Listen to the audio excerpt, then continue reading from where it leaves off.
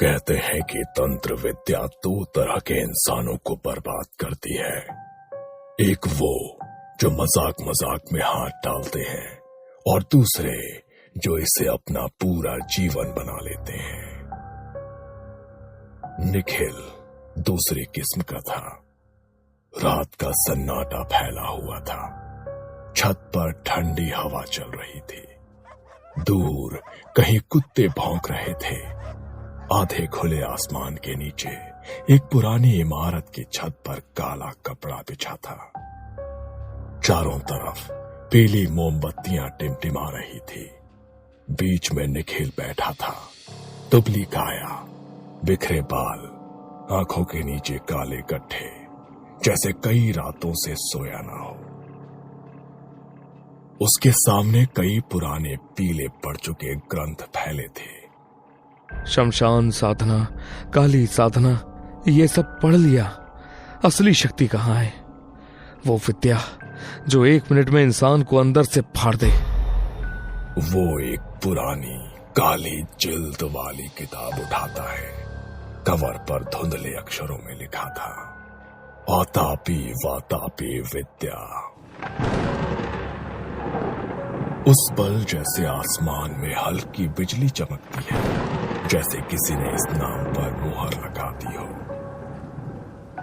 निखिल की आंखों में अजीब चमक आ गई। उसे नहीं पता था कि यह सिर्फ 2 राक्षसों का नाम नहीं, बल्कि पेट के अंदर पैदा होने वाली मौत की विद्या थी। वो पन्ने पलटने लगा। किताब के अंदर एक चित्र बना था। 2 राक्षस, एक बकरा बना हुआ, दूसरा उसके ऊपर मंत्र पढ़ रहा है। नीचे छोटे अक्षरों में एक कथा लिखी थी। बहुत पहले की बात है। 2 राक्षस भाई थे, आतापी और वातापी। आतापी मंत्र ज्ञानी, चालाक, वातापी रूप बदलने वाला, खूंखार। वो जंगल में घूमते, थके हारे यात्रियों को देखते और हंसते हुए कहते, आइए यात्रीजन, थक गए होंगे, हमारे आश्रम में भोजन कीजिए। वो एक बकरे को लाते, पर वो कोई साधारण बकरा नहीं होता। आतापी मंत्र पढ़कर अपने भाई वातापी को उस बकरे के रूप में बांध देता। फिर उसी बकरे का मांस पकाकर यात्रियों को खिलाया जाता। जब सब पेट भरकर खा लेते, आतापी आसमान की तरफ हाथ उठाकर जोर से मंत्र बोलता, वातापी बाहर आ। और फिर यात्रियों के पेट के अंदर से कोई भयानक ताकत जाग जाती। ऐसा लगता जैसे अंदर से कुछ धक्का दे रहा हो, कुछ फाड़ रहा हो। चीखें जंगल में गूंज उठती और देखते देखते उनके पेट भीतर से फट जाते। वातापी अपनी असली राक्षसी रूप में उन शवों के बीच खड़ा हंसता है। हर बार यही होता। आतापी खाना खिलाता, वातापी पेट के अंदर से मारता और दोनों भाई उनकी दौलत बांट लेते। कहानी यही खत्म नहीं होती। एक दिन उन्हीं रास्तों से महर्षि अगस्त्य गुजरे। उन्हें भी उसी तरह भोजन का निमंत्रण दिया गया। आज तो बहुत बड़ा शिकार हाथ लगा है। महर्षि अगस्त्य शांत स्वभाव से बैठे रहे। उन्होंने बिना हिचकिचाए पूरा मांस खा लिया, आंखें बंद कर ली, जैसे साधारण भोजन हो। जब वो खा चुके, आतापी वही पुराना मंत्र दोहराया, वातापी बाहर आ। जंगल एक क्षण को सन्नाटे में डूब गया। कुछ नहीं हुआ। आतापी की मुस्कान धीरे धीरे डर में बदल गई। उसी समय महर्षि अगस्त्य ने आंखें खोली और बहुत शांत पर गूंजती आवाज में कहा, तू वातापी कहलाता है, पर आज से जीर्णो भव, तू पच चुका है। महर्षि की तपस्या और दिव्य शक्ति से वातापी उनके भीतर ही भस्म हो गया। वो न बाहर आ सका, न फिर किसी को खा सका। सबने समझा वातापी की कथा यहीं समाप्त हो गई। निखिल ने यह कथा पढ़कर किताब बंद कर दी। उसके होठों पर हल्की मुस्कान आ गई। तो ये विद्या पेट के अंदर काम करती है, अंदर से मारती है। कितनी कितनी खूबसूरत मौत है। किताब के अगले पन्ने पर एक नया शब्द चमक रहा था, सूक्ष्म वातापी। कलयुग में शरीर नाजुक है, पर लालच उतना ही मजबूत। जो वातापी विद्या सीखेगा वो बिना किसी हथियार के सिर्फ भोजन के जरिए लोगों को मार सकेगा। अब किसी राक्षस को बकरे में बदलने की जरूरत नहीं, अब बस भूखे इंसान चाहिए। निखिल की सांसें तेज होने लगी। लोग तो खुद चलकर आएंगे मंदिर में प्रसाद के बहाने। कुछ दिनों बाद सुबह के समय कस्बे के पुराने मंदिर के बाहर मेला सा माहौल था। घंटियां बज रही थी, लोग दर्शन के लिए लाइन में खड़े थे। मंदिर के गेट के पास एक नया स्टॉल लगा था। निखिल भोग प्रसाद सेवा, मुफ्त खिचड़ी हलवा। भूखे प्यासे थके हारे लोग लाइन में लगकर वही प्रसाद ले रहे थे। निखिल मुस्कुराते हुए कटोरों में खिचड़ी परोस रहा था। जब भी कोई कटोरा उसकी तरफ आता, वो उसमें थोड़ा सा काला चूर्ण छिड़क देता और मन ही मन कुछ बुदबुदाता। जितने कौर उतने घाव, जो भी ये खाए उसमें मेरा वातापी बस जाए। अरे भैया, पूरा दिन गाड़ी चलाता हूँ, पेट खाली था। भगवान आपका भला करे, अच्छा किया मुफ्त प्रसाद रख दिया। राजू ने बिना सोचे 2 बड़े कौर मुंह में डाल लिए। उसे क्या पता था कि वो खाना नहीं, एक अदृश्य राक्षस निगल चुका था। उसी रात बस डिपो के पीछे सुनसान कोने में राजू जमीन पर बैठा था। उसका चेहरा पीला पड़ चुका था। ये कैसी जलन है? खिचड़ी में क्या डाला था? उसने अपने पेट पर हाथ रखा। अचानक उसे लगा जैसे पेट के अंदर कुछ सरक रहा है, जैसे कोई चीज त्वचा को अंदर से ठेल रही हो। उसका सांस लेना मुश्किल हो गया। कोई है? पेट फट रहा है, बचाओ! उसकी चीख सुनने वाला वहां कोई नहीं था। कुछ ही देर में सब खत्म हो गया। सुबह उसकी लाश मिली। पेट के अंदरूनी हिस्से से जैसे जोरदार दबाव पड़ा हो, पर बाहर कोई हथियार का निशान नहीं। शहर के शमशान घाट पर राजू की चिता तैयार हो चुकी थी। कुछ लोग फुसफुसा रहे थे कि मौत अजीब थी। डॉक्टर भी कुछ समझ नहीं पाए। भीड़ से थोड़ा दूर एक साधारण सा आदमी बैठा था। सादा धोती कुर्ता, चेहरे पर शांति, आंखों में अजीब गहराई। लोग उसे मुनि अगस्त कहते थे। पंडित शेखर धीरे से उसके पास आए।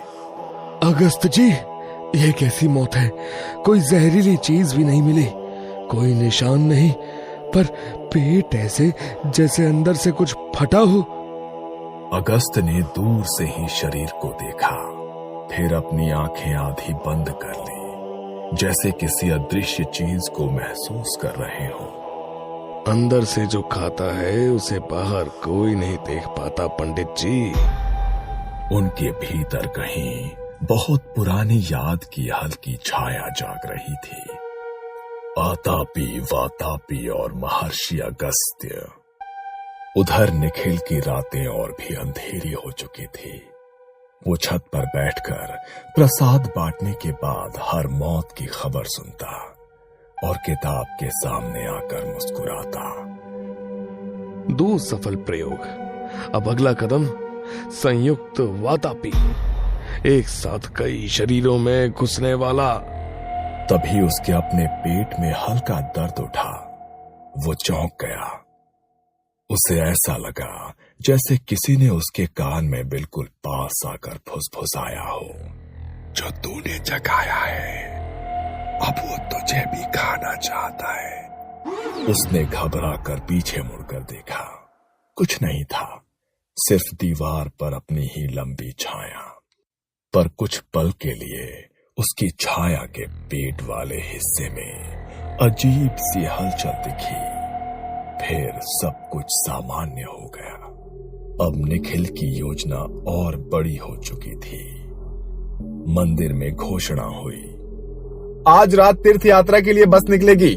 सभी यात्रियों के लिए भोजन और प्रसाद की व्यवस्था निखिल करेगा। ये सुनकर निखिल के चेहरे पर वही चमक आई जो पहली बार किताब देखते समय आई थी। रात होने पर बस स्टैंड पर भीड़ जमा थी।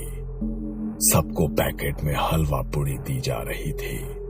हर पैकेट के अंदर वही काला चूर्ण। बस चल पड़ी। अंदर लोग हंस बोल रहे थे। बच्चों की हंसी, बुजुर्गों की बातें, बीच बीच में भजन की आवाज। धीरे धीरे सबने खाना शुरू किया। निखिल बीच की सीट पर बैठा, आंखें बंद कर मन ही मन अपने मंत्र दोहरा रहा था। जितने निवाले उतने शरीर, वातापी जाग और बाहर आ। अचानक बस में बैठे कई लोगों के पेट में एक साथ गहरी असामान्य गुड़गुड़ की आवाज आने लगी। किसी बच्चे ने रोना शुरू कर दिया। एक बुजुर्ग अपना सिर पकड़कर झुक गए। कुछ यात्रियों के चेहरों पर बेचैनी साफ दिखने लगी। पहली बार सूक्ष्म वातापी ने एक साथ इतने शरीरों में खुद को फैलाया था। उसी समय सड़क के बीचों बीच आगे एक आदमी दिखा, मुनि अगस्त। बस के सामने खड़े होकर उन्होंने अपना हाथ उठा लिया। ड्राइवर घबरा गया और जोर से ब्रेक लगा दिए। बस झटके से रुकी। अरे बाबा जी, जान लेनी है क्या? बस रुकी तो सभी लोग हिल गए। कई लोग पेट पकड़कर कराहने लगे। निखिल ने खिड़की से बाहर झांक कर देखा। सड़क पर खड़े मुनि अगस्त सीधे उसकी तरफ देख रहे थे। उनकी आंखों में कोई डर नहीं था, सिर्फ पहचान थी, जैसे वो बहुत पहले से उसे जानते हो। कितने शरीरों में कितनी भूख भरोगे निखिल? बस के भीतर सन्नाटा छा गया। कुछ यात्रियों ने हैरानी से निखिल को देखा, कुछ बाहर खड़े साधु को। सबको बस इतना महसूस हो रहा था कि उनकी सांसें भर रही है।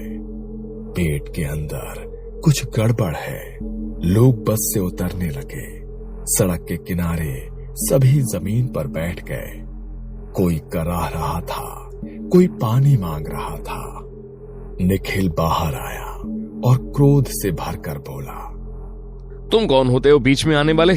ये मेरी साधना है, मेरी विद्या, आतापी बतापी विद्या। इसके सामने किसी ऋषि की पुरानी कहानी नहीं चलती। कहानी नहीं, इतिहास है, जिसे तुम्हारे जैसे लोग दोबारा दोहराना चाहते हैं। पर याद रखो, वातापी को पहले भी बचाया गया था और आज फिर बचाया जाएगा। यात्रियों के पेट की आवाजें और तेज होने लगी। कुछ लोग दर्द से चीखने लगे। वातापी, सबके अंदर से बाहर आ। ऐसा लगा जैसे हवा अचानक भारी हो गई हो। कई यात्रियों के मुंह से हल्का सा काला धुआं निकलकर ऊपर की तरफ उठने लगा। वो धुआं एक जगह जमा होता गया और धीरे धीरे एक भयानक, विशाल, पेट उभरे हुए राक्षसी आकार में ढलने लगा। आंखें नजर नहीं आ रही थी, पर उसकी भूख महसूस हो रही थी। वो धुआं राक्षस सड़क के ऊपर मंडरा रहा था। उसके भीतर से पतली पतली काली लताएं निकलकर यात्रियों के पेट की ओर लौटती दिख रही थी, जैसे उनके अंदर बाहर के बीच कोई अदृश्य डोर बंधी हो। ये सूक्ष्म वातापी का रूप था, जो अब एक साथ कई लोगों के पेट से जुड़ा हुआ था। मुनि अगस्त ने सड़क की मिट्टी की एक चुटकी उठाई, अपने अंगूठे को हल्का सा काटकर उस मिट्टी पर अपने खून की एक बूंद टपका दी और फिर आंखें बंद कर ली।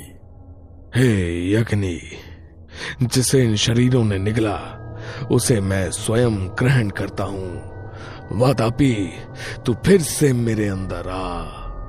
ये कहते हुए धुएं की काली लताएं यात्रियों से हटकर अब अगस्त की तरफ मुड़ने लगी।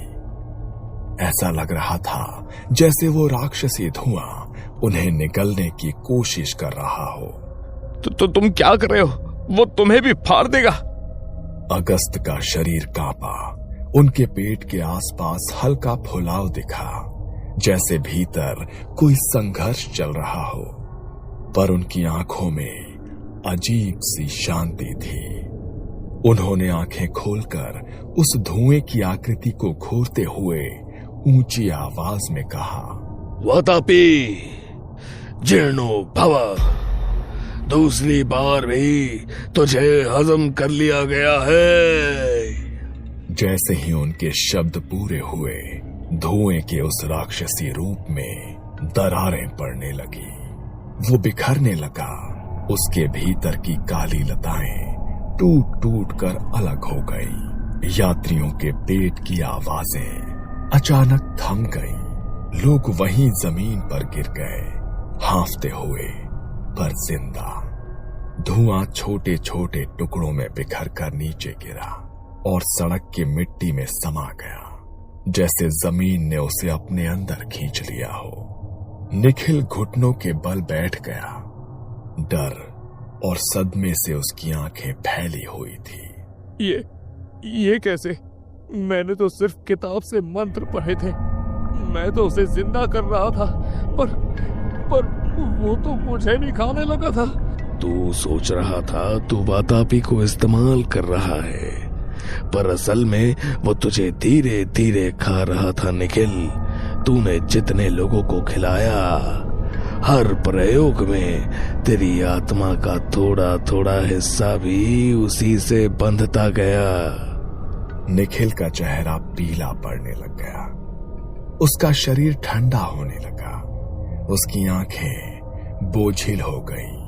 अचानक उसके अपने पेट में एक आखिरी तेज झटका हुआ। उसने चीखने की कोशिश की, पर उसके गले की आवाज नहीं निकली। वो वहीं सड़क पर गिर पड़ा। सड़क की लाइट की पीली रोशनी में ऐसा लग रहा था जैसे उसकी देह के पीछे पड़ी छाया का पेट वाला हिस्सा धीरे धीरे धुंधला हो रहा हो, जैसे किसी ने उसकी परछाई के अंदर से कुछ खा लिया हो। लोग धीरे धीरे संभलने लगे। कुछ यात्रियों ने कांपते हाथों से अगस्त के पैर छू लिए। बाबा, ये सब क्या था? भूख कहानियों की भी होती है और राक्षसों की भी। समस्या तब शुरू होती है जब इंसान दोनों को बिना समझे अपने अंदर भरना शुरू कर देता है। सुबह होते होते सड़क सामान्य हो चुकी थी। वाहन चलने लगे। लोग अपने अपने काम पर जाने लगे।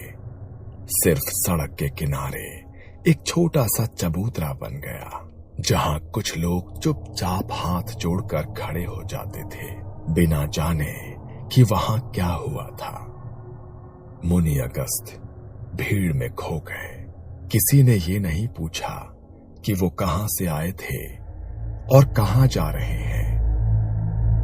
उसी रात निखिल की पुरानी छत पर हवा थोड़ा ज्यादा ठंडी थी। किताब अब भी वहीं पड़ी थी जहां निखिल उसे छोड़कर गया था। धीरे धीरे उसके पन्ने खुद ब खुद हिलने लगे, जैसे कोई अदृश्य हाथ उसे पलट रहा हो। कवर पर लिखा नाम आतापी वातापी विद्या धीरे धीरे धुंधला पड़ने लगा, जैसे कोई उसे मिटा रहा हो। आखिरी पन्ने के कोने पर हल्के से शब्द जैसे उभर आए, भूख कभी सच में नहीं मरती। फिर सब शांत हो गया।